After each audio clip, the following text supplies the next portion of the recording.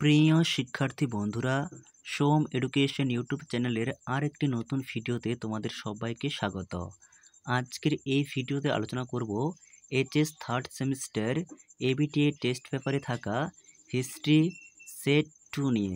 ইতিমধ্যে হিস্ট্রি প্রথম সেটটি আলোচনা করে দেওয়া হয়েছে। সেই ভিডিওর লিঙ্ক আজকের ভিডিওর প্রথম কমেন্টে পিন করা থাকবে, সেখান থেকে তোমরা অবশ্যই দেখে নেবে। Page AC 70 set 2। শুধু টেস্ট পেপার সলভ নয়, তার সঙ্গে থাকছে একাধিক গুরুত্বপূর্ণ তথ্য, যেগুলি তোমরা টেস্ট পেপার অথবা খাতায় লিখে নিতে পারো। ভিডিওটি ভালো লেগে থাকলে অবশ্যই একটি লাইক করো। এরকমই আরও নতুন নতুন ভিডিও নোটিফিকেশন সবার আগে পেতে চ্যানেলটিকে সাবস্ক্রাইব করে রাখতে একেবারেই ভুলো না। তাহলে শুরু করা যাক আজকের ভিডিওর মূল আলোচ্য বিষয়। প্রথম প্রশ্ন, আল বিরুনি এসেছিলেন? অপশান ডি, উজবেকিস্তান থেকে। আরও যদি ভালো করে বলি, খোয়ারিজম এর উজবেকিস্তান থেকে। আল বিরুনি মূলত 1100 শতকে ভারতে এসেছিলেন গজনির সুলতান মাহমুদের সঙ্গে, এবং আল বিরুনির লেখা বিখ্যাত গ্রন্থের নাম হলো কিতাব উল হিন্দ, খুবই গুরুত্বপূর্ণ। এরপর 2, মার্কো পোলো কোন দেশের পর্যটক ছিলেন? অপশান বি, ইতালি, এবং মার্কো পোলোর লেখা বিখ্যাত গ্রন্থের নাম হলো the travellers of Marco polo. এরপর 3, আব্দুর রজ্জাক ভারতে আসেন? সম্ভবত এখানে প্রশ্নে থাকা বিকল্পগুলি ভুল রয়েছে। এর সঠিক উত্তর হবে দ্বিতীয় দেব রায়। আব্দুর রজ্জাক ছিলেন পারস্যের পর্যটক, যিনি বিজয়নগর সাম্রাজ্যে দ্বিতীয় দেব রায়ের আমলে এসেছিলেন। এরপর 4, পর্যটক ফ্রাঁসোয়া বার্নিয়ার ছিলেন একজন। অপশান সি, চিকিৎসক, এবং তিনি মোঘল যুগে ভারতে এসেছিলেন। তার বিখ্যাত গ্রন্থ হল travellers in the Mughal empire. এরপর 5, ভয়েজেস গ্রন্থটির রচয়িতা? Option D, তেভার near. 6, বাংলায় মুসলমান শাসনের সূচনা হয়? অপশান এ, ত্রয়োদশ শতকের শুরুতে। এরপর 7, ড্যাশ এর শাসনকাল ছিল বাংলার ইতিহাসে এক গৌরব উজ্জ্বল অধ্যায়? অপশান ডি, হোসেন শাহ, অর্থাৎ হোসেন শাহী বংশের প্রতিষ্ঠাতা হোসেন শাহ। এরপর 8, এখানে একটি স্তম্ভ রয়েছে, মীরাবাই ভজন, কবির দোহা, অর্থাৎ কবিরের লেখা 2 লাইনের কবিতাগুলিকে দোহা বলা হতো। চৈতন্যদেব, বৈষ্ণব ধর্ম, রামানন্দ, রামানুজ। এর সঠিক বিকল্প অপশান এ। এরপর 9, গুরুমুখী ভাষার উদ্ভব হয়? গুরুমুখী বলতে গরুর মুখ থেকে। এর সঠিক উত্তর অপশান এ, পাঞ্জাবে। এর পরের প্রশ্ন 10, সুফ কথাটি সাফা থেকে এসেছে ড্যাশ শব্দ থেকে? এর সঠিক উত্তর অপশান সি, আরবি, আর এই সাফা শব্দের অর্থ পবিত্রতা। 11, চিরাগ ই দিল্লি বলা হয় বা দিল্লির আলো নামে কে পরিচিত?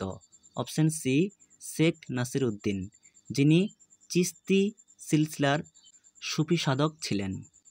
এরপর 12, পীরের সাধন কেন্দ্র হল? অপশান সি, দরগা। এরপর 13, সুফিরা অনুশীলন করত? Option C, হরযোগ।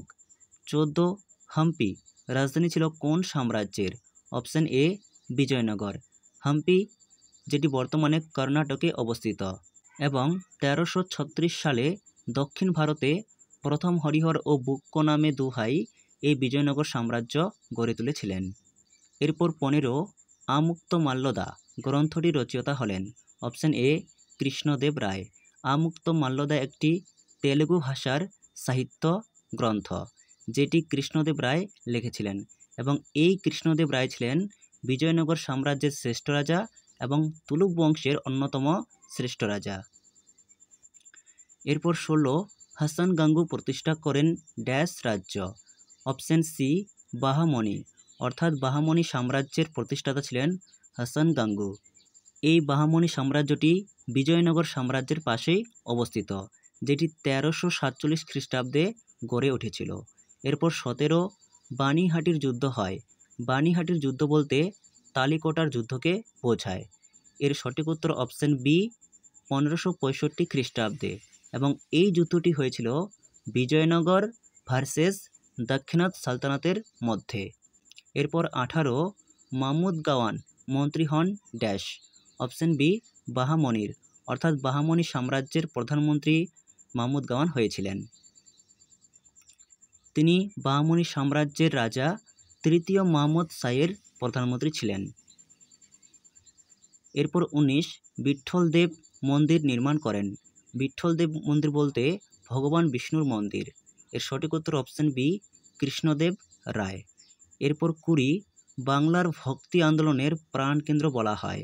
এর সঠিক উত্তর অপশন সি নবদ্বীপকে, এবং এই নবদ্বীপে চৈতন্য মহাপ্রভুর জন্মস্থান, এবং চৈতন্য মহাপ্রভু ছিলেন বৈষ্ণব ধর্মাবলম্বী একজন সাধক। এরপর 21 উদীয়মান সূর্যের দেশ বলা হয়। অপশন এ জাপানকে। এটি তোমরা সবাই জানো, অর্থাৎ জাপান বিশ্বের পূর্বে অবস্থিত এবং এই জাপানে সর্বপ্রথম সূর্য ওঠে। এরপর 22 পর্তুগিজরা ব্ল্যাক গোল্ড বলতো। অপশন সি গোলমরিচকে। আজকের ভিডিওর কমেন্টে তোমরা লিখে জানাও কোন পর্তুগিজ নাবিক সর্বপ্রথম ভারতে এসেছিলেন এবং কত খ্রিস্টাব্দে কোথায় এসেছিলেন। এরপর 23 ইউরোপের বিভিন্ন দেশগুলির মধ্যে সর্বপ্রথম শিল্প বিপ্লব ঘটেছিল। শিল্প বিপ্লব বলতে শিল্পের উন্নতি। এটি মূলত অষ্টাদশ শতকে ঘটেছিল। অপশন বি ইংল্যান্ডে। এরপর 24 দ্বিতীয় বিশ্বযুদ্ধের পর বিশ্বের স্থায়ী শান্তি প্রতিষ্ঠা ও নিরাপত্তার লক্ষ্যে প্রতিষ্ঠিত হয়। অপশন সি রাষ্ট্রসংঘ বা ইউএনও, যেটি 1945 সালে গঠিত হয়েছিল 24শে অক্টোবর। এই 24 অক্টোবর দিনটিকে ইউএনও দিবস হিসেবে পালিত করা হয়। এরপর 25 কোন সন্ধির ফলে চীনে বিদেশিদের অবাধ অনুপ্রবেশ শুরু হয়। অপশন সি তিয়ানমিনের সন্ধি, এবং এই সন্ধিটি হয়েছিল 1858 খ্রিস্টাব্দে। এরপর 26 জাভা, সুমাত্রা, বর্নিও ও বালি দ্বীপ নিয়ে গঠিত হয় ইস্ট ইন্ডিজ, যার বর্তমান নাম। এর সঠিক উত্তর অপশন ডি ইন্দোনেশিয়া।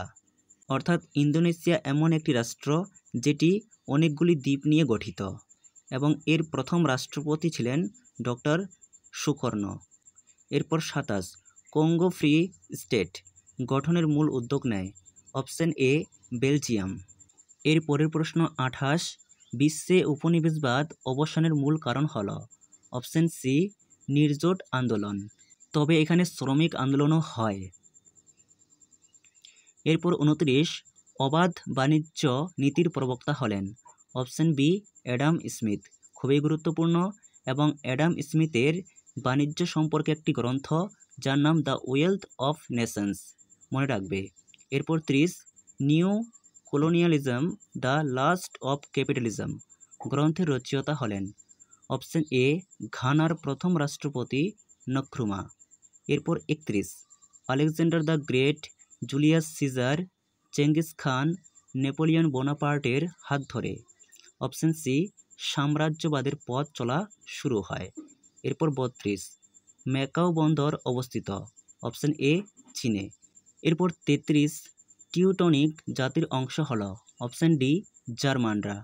34 যে দেশকে তরমুজের ফালির মতো টুকরো করে ইউরোপীয়রা দখল করে সেটি হল।